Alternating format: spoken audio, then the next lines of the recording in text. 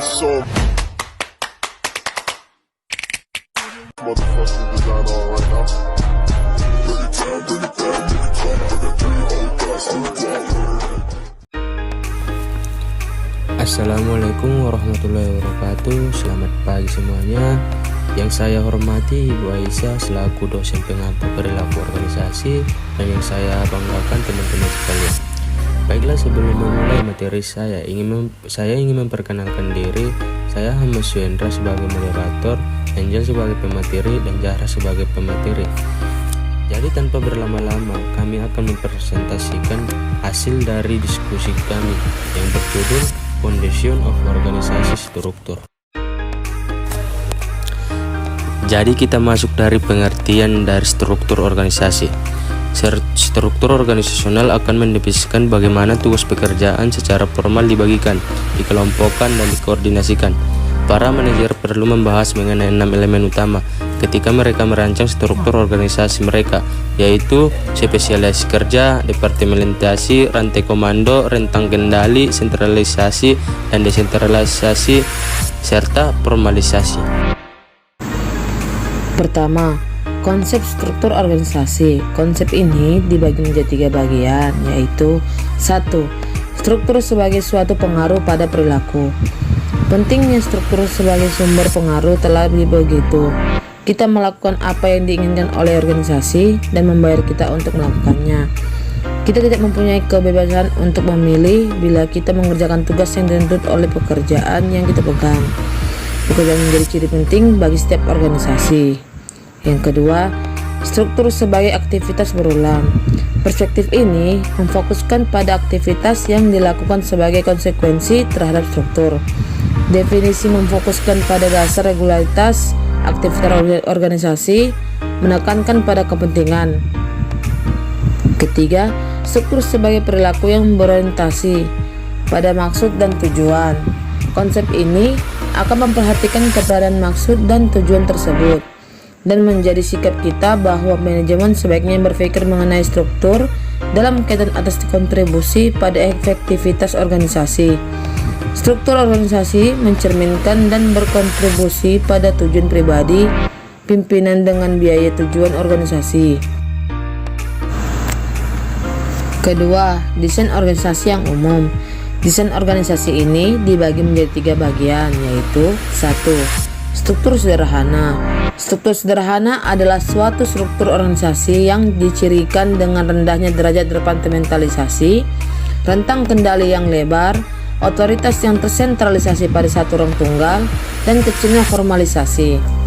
Sebagian besar perusahaan memulai dengan struktur sederhana dan banyak perusahaan berbasis teknologi yang inovatif dengan rentang umur yang diperkirakan singkat, seperti perusahaan pengembangan aplikasi telepon seluler tetap ringkas dengan desain tersebut. Struktur sederhana paling banyak diterapkan dalam bisnis berskala kecil yang mana manajer dan pemilik adalah satu orang yang sama. Kedua, birokrasi standarisasi. Birokrasi standarisasi merupakan konsep utama yang mendasari seluruh birokrasi. Birokrasi dicirikan dengan tugas operasional yang sangat rutin yang dicapai melalui spesialisasi, aturan yang regularisasi dan diformalisasikan dengan ketat. Pengelolaan tugas ke dalam departemen fungsional, otoritas yang tersentralisasi, rentang kendali yang sempit, dan pengambilan keputusan yang mengikuti rantai komando. Yang ketiga, struktur matriks. Struktur matriks adalah suatu struktur organisasi yang menciptakan otoritas ganda dan menggabungkan antara departementalisasi fungsional dan departementalisasi produk. Struktur matriks dapat ditemukan dalam agensi periklanan, perusahaan digantara, laboratorium riset dan pengembangan, perusahaan konstruksi, rumah sakit, agensi pemerintahan, universitas, dan perusahaan konsultasi manajemen dan perusahaan hiburan yang lain. Selanjutnya ada opsi desain yang baru. Para manajer senior dalam sejumlah bioorganisasi telah mengembangkan opsi-opsi struktural yang baru dengan sedikit lapisan dari hierarki yang lebih menekankan pada terbukanya batasan organisasi. Ada 2 bahasan desain, diantaranya yang pertama ada organisasi virtual. Organisasi virtual adalah organisasi inti kecil yang merupakan sumber luar terbesar fungsi bisnis. Dalam istilah struktural, organisasi virtual sangat tersentralisasi dengan sedikit atau tidak ada departementalisasi. Dari struktur virtual adalah perusahaan pembuatan film. Saat ini pada era emas Hollywood, film-film dibuat oleh korporasi raksasa yang terintegrasi secara vertikal. Kelebihan utama dari organisasi vertikal adalah fleksibilitasnya, yang mana memungkinkan bagi para individu dengan gagasan yang inovatif dan sedikit uang untuk sukses bersaing terhadap organisasi-organisasi yang lebih besar dan mapan. Selanjutnya yang kedua, ada organisasi yang tak terbatas. Organisasi yang tak terbatas adalah organisasi yang berupaya untuk menghilangkan rantai komando, memiliki rentang kendali yang tak terbatas, dan mengganti departemen-departemen dengan tim-tim yang berdayakan dengan menghilangkan batasan vertikal. Maka manajemen meratakan hierarki dan minimalkan status dan peringkat tim-tim hierarki silang, atau yang mana meliputi para eksekutif puncak, para manajer menengah, para supervisor, dan para pekerja bagian operasional. Selanjutnya ada desain organisasi dan perilaku organisasi. Suatu tinjauan atas bukti mengarahkan pada sebuah kesimpulan yang cukup jelas. Kita tidak dapat mengeneralisasikannya. Tidak setiap orang lebih memilih struktur organik yang bebas dan fleksibel. Faktor-faktor yang berbeda akan menonjol di dalam struktur yang berbeda pula.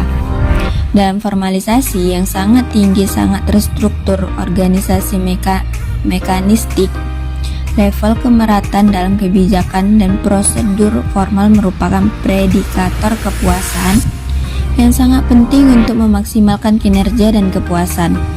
Maka manajer harus membuat pertimbangan atas perbedaan-perbedaan individu, seperti misalnya pengalaman kepribadian dan tugas kerja. Budaya juga seharusnya merupakan faktor pertimbangan. Rangkuman atau kesimpulan dari struktur organisasi. Struktur organisasi adalah sebuah perkumpulan atau wadah bagi sekelompok orang untuk bekerja sama, terkendali dan terpimpin untuk tujuan tertentu. Dalam pelaksanaannya, dikenal adanya bermacam-macam bentuk organisasi atau lebih tepatnya struktur organisasi. Struktur organisasi juga menunjukkan adanya pembagian kerja dan menunjukkan bagaimana fungsi-fungsi atau kegiatan yang berbeda-beda tersebut diintegrasikan atau dikoordinasikan. Selain daripada itu, struktur organisasi juga menunjukkan spesialisasi pekerjaan, saluran perintah, adanya penyampaian laporan. Desain organisasi merupakan proses perkembangan hubungan dan penciptaan struktur untuk mencapai tujuan organisasi. Dengan desain organisasi, maka keadaan perusahaan bisa terkontrol dan bisa meminimalisir apabila terdapat kendala ke depannya, dan bisa menunjukkan perusahaan untuk bisa menjadi perusahaan yang unggul.